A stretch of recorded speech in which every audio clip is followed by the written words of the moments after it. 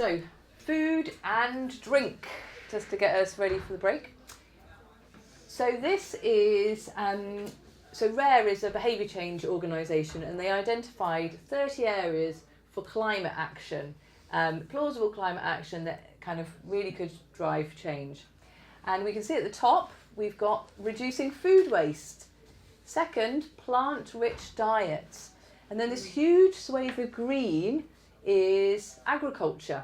So these are all the areas where agriculture could make a change.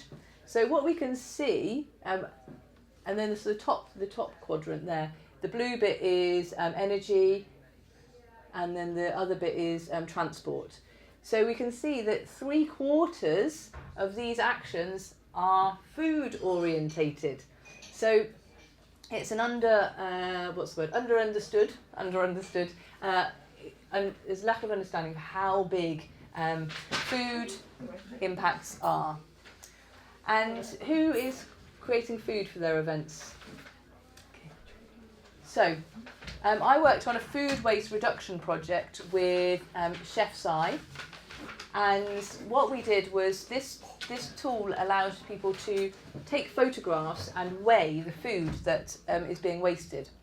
And what we discovered from all the data, we were working with restaurants, a students' hall, was that there was lots of ways that food was being wasted in the kind of the catering world. So what they did from this information was they reduced the amount of desserts and salads that they created, because actually it was all being thrown away. The students didn't like it. They removed certain dishes from the menu completely.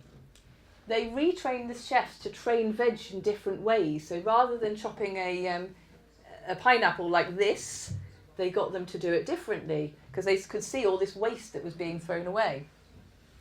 They started making muffins into cakes and croissants into puddings. And they made the serving spoons and the plates smaller. So these are all ways, the choice architecture, do you remember we were talking about choice architecture? These are all ways that you can change the choice architecture for people. So rather than trying to train the staff to give smaller portions, they were just like, here's a smaller spoon. That makes it easier for you. And when Shambhala went meat and fish free, we saw a significant amount of bread waste disappear, because there was less people selling burgers with buns, because we used to collect in all the food waste and then take it to Fair Share, and there would be all of these piles of white buns, horrible white buns. They disappeared because we changed the menu. So what about lowering meat content? And I'm not saying go meat and fish free, I'm saying lowering meat content for any farmers who are watching. So at the Beck conference, they made the default on the booking form to be vegetarian, so you had to tick the box to say you wanted meat. They doubled the proportion of vegetarian meals in Cambridge University, so that 2 in 4 dishes were vegetarian or vegan or plant-based. And it increased sales between 40 and 70%. So just by increasing the choice, more choice architecture. Improving the visual representation of veggie and vegan dishes, so giving them a display, increased the sales. And putting meat at the end of a buffet, so people fill their plate up with veggies and carb, means that you can then serve smaller portions of meat, but people still get that option. Shambhala did go meat and fish free in 2016, and every year they've asked people to vote of whether it remains, and every year people have voted for it. And now it is now dairy milk free, and they only allow certain kinds of oat milk. They've gone really, they've gone like, oh, they won't have almond milk, they won't have lots of things. So they've really kind of said, how can we lower the footprint? But they started off with their energy, and they started off with their waste, and now they're tinkering around the edges because they've addressed some other things. So these are some of the certifications and standards that they work with. So for the traders, they say to people, this is what you can bring on site. So it used to be that milk and dairy had to be 100% organic. Now it's only milk alternatives. Fruit or vegetables, you can only be European or UK. You can't bring limes, tricky. I think bananas there's an exception for. Eggs free range, tea and coffee. There's no Coca-Cola or Nestle on site, and they have certain cleaning products.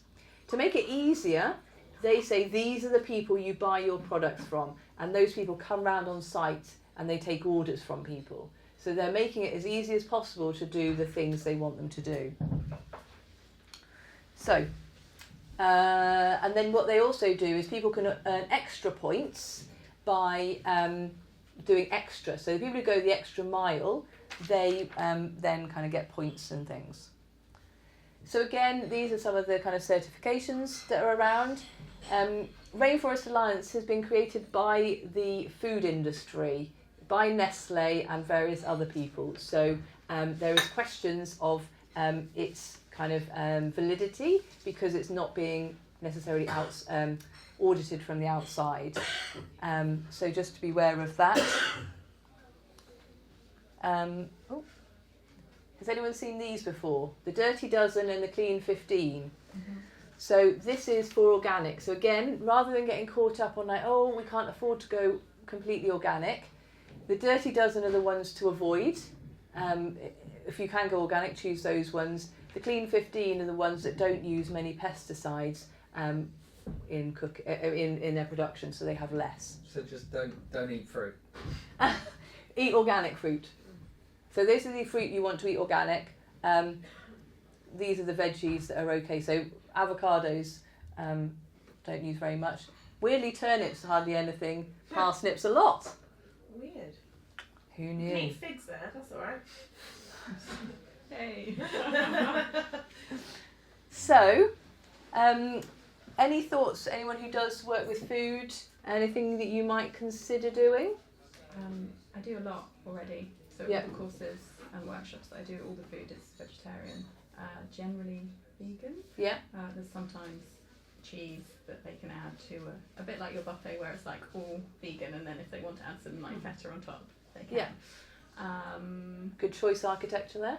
Yeah, I was pleased that you'd said some stuff like that. But there are a few things. I liked the idea of having, I've written down smaller plates and cutlery. I mean, I feel like if you give people a bigger plate, they do pile it up. And actually on some of the workshops, people have had stuff left on their plate that I've put in the compost thinking, oh, that's fine, it's going in the compost. But actually, I just need to give them smaller plates. And then because you've paid for it as well. Well, yeah, that's true.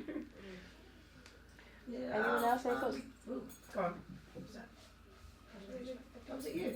I saw this one. We when I come here, I used to work for when we did our after school club. We used to just turn it all vegetarian eventually because we were only buying like cheap stuff from Lidl, so it was like for kids to have snacks. So it was like fish fingers or like chicken nuggets or sausages, and eventually we were just like, well, it's only a snack. Like let's just go vegetarian. They had like Yorkshire puddings and stuff instead and things like that for snack, and they were just didn't even notice. Kids just like, okay, as long as I can have a biscuit. Yeah, it's not green. Yeah, it's fine.